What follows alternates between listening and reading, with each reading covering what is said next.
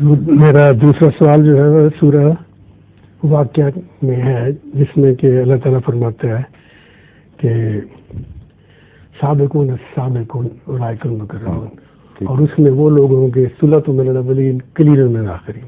پھر آگے فرماتا ہے اصحاب الیمین، اور اس میں اللہ تعالیٰ فرماتا ہے ثلۃ من الاولین. یہ کس پر اپلائی ہوتا ہے؟ ہر ایک نبی کی ثلۃ الاولین ہوگا، قلیل من الآخرین ہوگا؟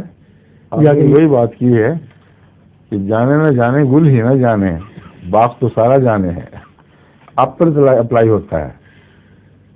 سلت من الآخرین مسیح علیہ السلام کی جماعت ہے، اور کثرت کے ساتھ ایسے لوگ ہوں گے جو دوسرے درجے کی رضا کما چکے ہوں گے آئندہ زمانے میں، اگرچہ پہلوں سے نہیں ملے. اور کچھ ان میں وہ بھی ہوں گے جو اولین کے مقام پہ شمار ہوں گے، اور وہ قلیل من الآخرین ہیں.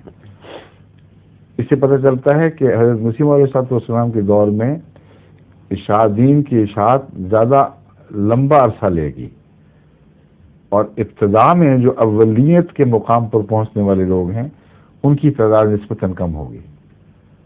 رسول اللہ صلی اللہ علیہ وسلم کے زمانے میں بہت تیزی سے وسعت سے ایمان پھیل گیا، اس لیے زیادہ بڑی جماعت صحابہ کی آپ کی زندگی میں ملک کے تناسب کے مقابل پر کافی بڑی جماعت مہیا ہو گئی، جن کو آپ سلۃ من الاولین کہہ سکتے ہیں.